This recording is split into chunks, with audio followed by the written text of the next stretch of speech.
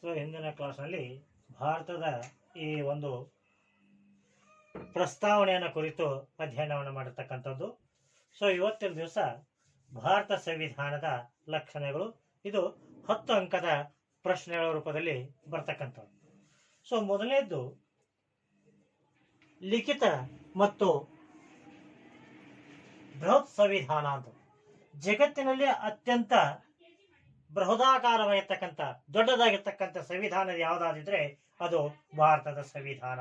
ಜೊತೆಗೆ ಇದೊಂದು ಲಿಖಿತ ನೋಡಿ, ನಮ್ಮ ಸಂವಿಧಾನ ಅಂತಕ್ಕಂಥದ್ದು ಆಗ ಅಸ್ತಿತ್ವಕ್ಕೆ ಬಂದಾಗ 395 ವಿಧಿಗಳು, 8 ಪರಿಚ್ಛೇದ, 12 ವಿಭಾಗಗಳನ್ನ ಅದು ಒಳಗೊಂಡಿರ್ತಕ್ಕಂಥ, ಅಂದ್ರೆ ಇಷ್ಟೊಂದು ಬಹುದಾಕಾರವಾಗಿರ್ತಕ್ಕಂತಹ ಸಂವಿಧಾನ ನಮ್ಮದ ಆಗಿರ್ತಕ್ಕಂಥದ್ದು.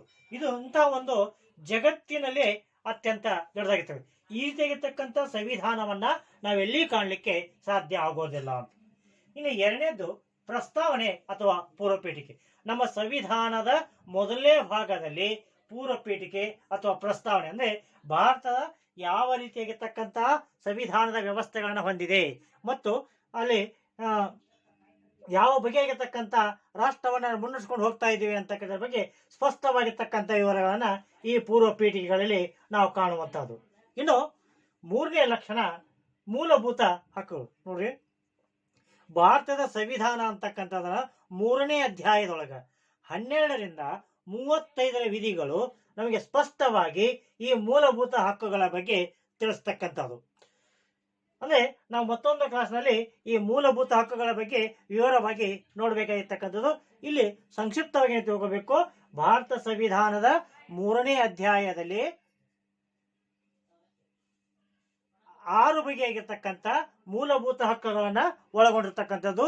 ಅದು 12ರಿಂದ 35 ವಿಧಿಗಳನ್ನ ನಾವಿಲ್ಲಿ ನೋಡುವಂತಹದ್ದು.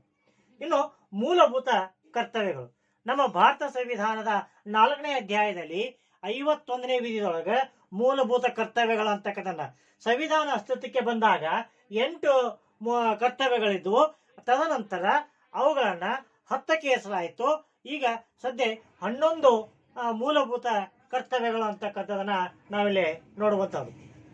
ಇನ್ನು 5ನೇ ಪಾಯಿಂಟ್ ಸಂಸದೀಯ ಮಾದರಿಯ ಸರ್ಕಾರ ಅಂತ ಬರ್ತೈತಿ. ಅಂದ್ರೆ ಭಾರತವು ಇಲ್ಲಿನ ಕಾರ್ಯಾಂಗದ ವ್ಯವಸ್ಥೆಯು ಸಂಸತ್ತಿನಿಂದ ಸೃಷ್ಟಿಯಾಗಿರುತ್ತದೆ. ಅಂದ್ರೆ ಸಂಸತ್ತಿನ ಮೂಲಕವಾಗಿ ಅಲ್ಲಿನ ಕಾರ್ಯಾಂಗ, ಮಂತ್ರಿಮಂಡಳ ಮತ್ತು ಆ ಕಾರ್ಯಾಂಗ ಅಂತಕ್ಕಂಥದ್ದು ಸಂಸತ್ತಿನ ನಿಯಂತ್ರಣಕ್ಕೆ ಒಳಪಟ್ಟಿರುವಂತಹದ್ದು. ಇನ್ನು ಸಂಯುಕ್ತತೆ ಜೊತೆಗೆ ಏಕಾತ್ಮಕ್ಕೆ. ನೋಡಿ, ನಮ್ಮ ಸಂವಿಧಾನದ ಬಹುಸಂಖ್ಯಾತ ಲಕ್ಷಣಗಳನ್ನು ನಾವು ತೆಗೆದುಕೊಂಡಾಗ ಸಂಯುಕ್ತ ವ್ಯವಸ್ಥೆಗಳ ಲಕ್ಷಣಗಳು ಕಡಿಮೆ ಪ್ರಮಾಣದಲ್ಲಿ ಇದ್ದುಕೊಂಡು ಈ ಏಕಾತ್ಮಕ ಲಕ್ಷಣಗಳನ್ನ ನಾವು ಹೆಚ್ಚಿನ ಪ್ರಮಾಣದಲ್ಲಿ ಕಾದಕ. ಅದಕ್ಕೆ ನಾವು ಕ್ವಾಸಿ ಫೆಡರಲ್ ಅಂತ ತಿಳ್ಕೊಂಡು ಕರ್ತಾ ಇದ್ವಿ. ಅರೆ ಸಂಯುಕ್ತ ಪದ್ಧತಿ. ಈ ಕಡೆ ಸಂಪೂರ್ಣವಾಗಿ ಏಕಾತ್ಮಕನೂ ಅಲ್ಲ, ಈ ಕಡೆ ಸಂಪೂರ್ಣವಾಗಿ ಸಂಯುಕ್ತನೂ ಅಲ್ಲ. ಅಂತಹ ವ್ಯವಸ್ಥೆಗಳನ್ನ ನಮ್ಮ ದೇಶದ ಸಂವಿಧಾನ ಹೊಂದಿರತಕ್ಕಂಥವು. ಇನ್ನು 7ನೇ ಪಾಯಿಂಟು ರಾಜ್ಯ ನೀತಿ ನಿರ್ದೇಶಕ ತತ್ವಗಳು ಅಂತ ಬರ್ತದೆ.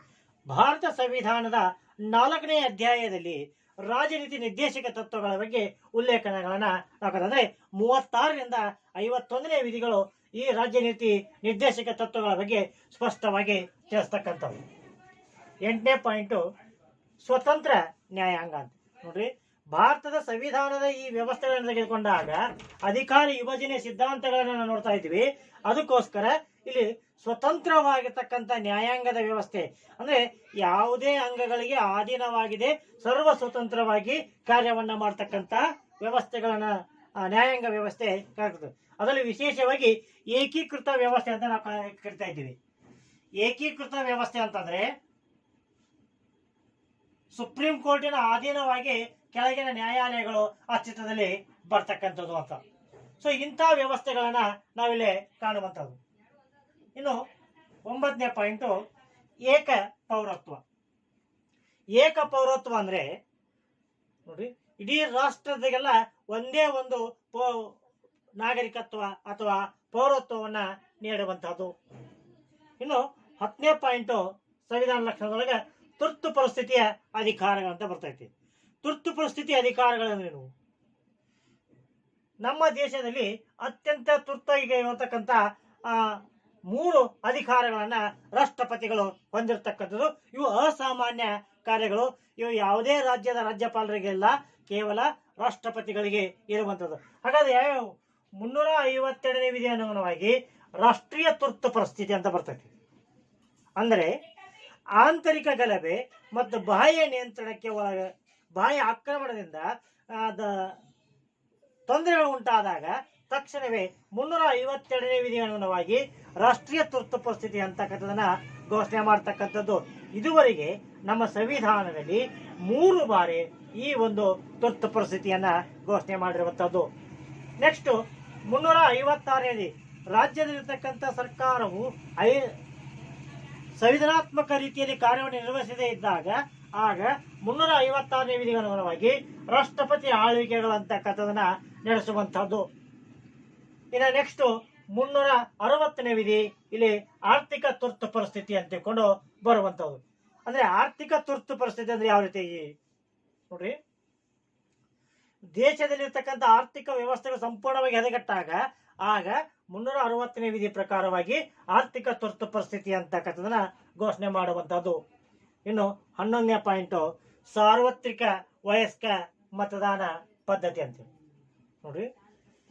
ಈ ಒಂದು ಸಂವಿಧಾನದ ವ್ಯವಸ್ಥೆ ನೋಡಿದಾಗ ಯಾವುದೇ ಧರ್ಮ, ಜಾತಿ, ಜನಾಂಗ, ಮತಭೇದ, ಲಿಂಗಭೇದಗಳನ್ನ ನೋಡದೆ ಯಾರು ನಿರ್ದಿಷ್ಟ ವಯಸ್ಸನ್ನ ಪಡ್ಕೊಡ್ತಾರ ಆ ವಯಸ್ಸನ್ನು ಹೊರತಕ್ಕಂಥ ವ್ಯಕ್ತಿಗಳಿಗೆ ಇಲ್ಲಿ ಮೂಲಭೂತವಾಗಿ